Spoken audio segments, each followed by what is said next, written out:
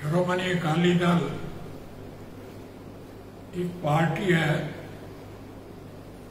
जिसका बहुत बड़ा इतिहास है और अपनी सेवा के दौरान विच एक पार्टी नूं जो उसकी ड्यूटी है वो निभाउण वास्ते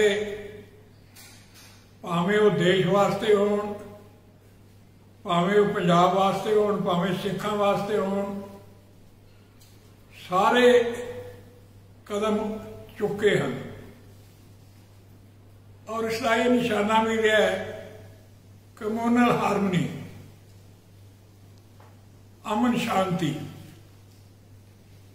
बहुत लंबा समा मैनू इसका एज प्रेजिडेंट और चीफ मिनिस्टर वो जो काम करने का मौका मिले,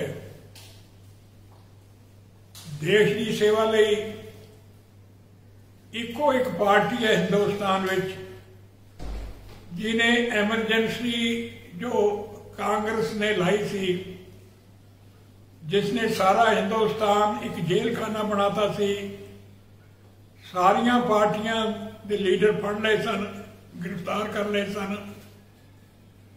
असी मोर्चा ला के गिरफ्तारियां देती और जदों तक एमरजेंसी नहीं हटी असी गिरफ्तारियां दिंदे रहे। इस तरह पंजाब के हितों की वास्ते बहुत लड़ाइयां हुई हैं। भावें वो लड़ाई चंडीगढ़ के या पानिया के या होर मुद्दों पर हुई लंबा समा जिहड़ा जिला अकाली दल के वर्करां ने पंजाब के हित नूं बचाउण लई कीता वो भी श्रोमणी अकाली दल ही। और मैं फखर नाल कह सकदा क्योंकि किसानी जिहड़ी है वो देश की रीढ़ की हड्डी है और ये किसानां नूं ये फखर है कि आज़ादी तो बाद जिहड़े मुल्क विच अनाज की कमी सी, भुखमरी का भी डर रहिंदा सी, उहनूं सरप्लस बनाया। किसानी के हितों नूं असी हमेशा, क्योंकि किसानी का रोल देश वास्ते बहुत वड्डा है, उहदे वास्ते भी कीता। और हुकूमत जो होंदी है वो ये नहीं कि फौरन जिहड़ियां गल्लां सामने है वो सोच के फैसले लवे, पर लंबे समय की सोच चाहिए है कि लंबे समय नूं आपां नूं की चाहिए।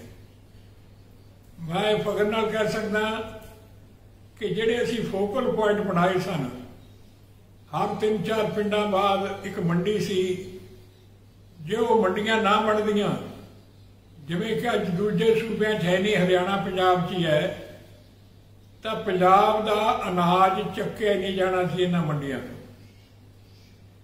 और वो फोकल पॉइंट जिहड़े सन, हुण उत्थे परचेज सेंटर बने न, उत्थे होर भी एक्टिविटी सी, वो भी असी इत्थे बनाईयां।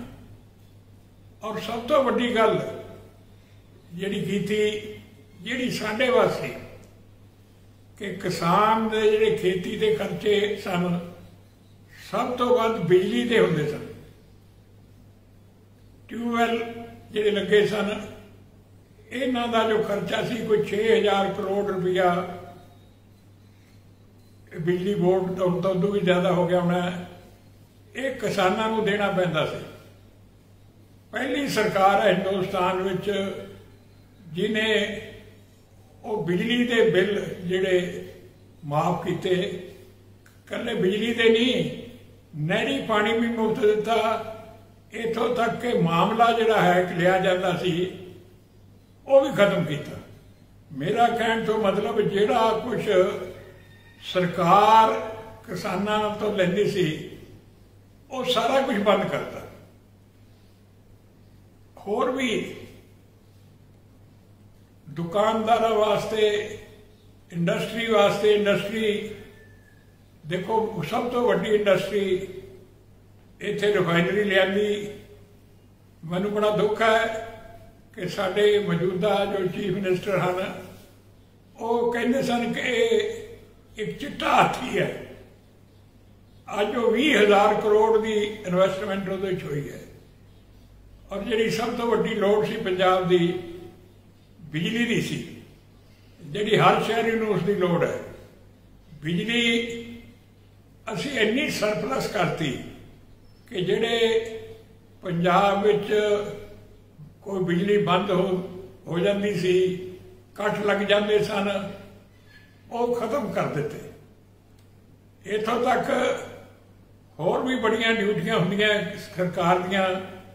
असी कोई पक्ष, मैं कहना कि कोई चैलेंज करके पक्ष दसे भी आ नहीं होया साडे।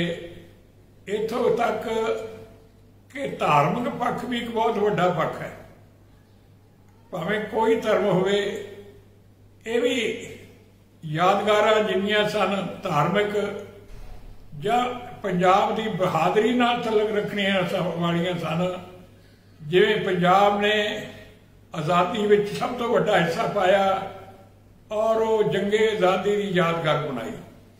साडे पंजाबी फौजियां ने बहुत योगदान पाया, वो वार मैमोरीयल बनाया। धार्मिक तौर पर बंदा सिंह बहादुर की कुर्बानी देश वास्ते बहुत वड्डी है, वो भी यादगार। किन्नियां का मैं ना लवां, कोई एक भी नहीं रह गई जिहदी यादगार ना बनाई होवे। इत्थों तक कि शरधा साडा देश जिहड़ा है ये धार्मिक रुचियां रखने वाला देश है और ये धार्मिक तौर पर कोई धर्म है जिसनूं वो मनदा है उत्थे जाण वास्ते मुफ्त ट्रेनां बसां जां जो भी सहूलतां देनियां सन दे दियां। MSP जो बनी है ये भी अपने जोर नाल बनी है। मैनूं बड़ा अफसोस है, दुख हुंदा है कि अजकल पॉलिटिक्स यही हो गई है कि वो एक्सप्लॉइट करते रहते लोगों को। हुण अमरिंदर सिंह आ जो आर्डीनेंस है दिल्ली होया है, एक मैं स्पष्ट गल करनी चाहना। हुण बयान भी देता एग्रीकल्चर मिनिस्टर ने कि कभी हो ही नहीं सकता कि MSP जी कोई खत्म हो जाए। वो तो लैटर भी श्रोमणी अकाली दल ने ले लिया, तो कदे मोदी साहब नाल होर सारे नाल भी बड़े इस चीज़ ते हैं कि किसानी नूं जिंदा रखने वास्ते, किसानी नूं मजबूत करने वास्ते ये MSP जी है ये कायम रखनी चाहिए है और यदि सारी फसल MSP के रेट से खरीदी जानी चाहिए है। मंडियां की जो डेवलपमेंट की बाहरले सूबे में लिखा है MSP नालों 200, 300, 400 रुपया घट से फसल विकती है, अपने एक पैसा भी घट नहीं फसल विक जाती है। मैनू दुख हुंदा कि वो लोग क्रिटिसाइज करते हैं जिन्होंने अपनी जिंदगी वास्ते, देश वास्ते या सूबे वास्ते कोई नहीं ले सकते, बल्कि उस पार्टी दियां वजारतां संभालियां हैं जिन्हें सिक्खी का घाण किया है और हरमंदर साहब ते हमला किया, 84 के कतलाम किए और हर तरह हर पक्ष तो पंजाब का बहुत वड्डा नुकसान किया। हुण SYL की गल है, पानी पाटी साडी जान है। तो जो इंदिरा गांधी SYL का नींह पत्थर रखन आई सी, उदों सरदार अमरिंदर सिंह जिहड़ा उस समय उत्थे मुबारकबाद दिते सी उन्होंने कि बहुत चंगा काम कर रहे। कि पंजाब के हितां नाल खिलवाड़ करने वाली पार्टी, हरमंदर साहब से हमला करने वाली पार्टी जिन्हें अपने इतिहास विच पंजाब वास्ते या देश वास्ते कोई भी कदम नहीं चुकिया जिसनों कि देश नूं अगे ले जा सकीए या पंजाब नाल जा सके। इस करके मैं पंजाब के लोगों नूं ये यकीन दिवाना, उन्होंने बेनती करना कि ये गुमराहकुन प्रोपेगेंडा जिहड़ा है ये दूजियां पार्टियां कर रही हैं, ये एक प्रोपेगेंडा है, ये कोई सदाकत नहीं।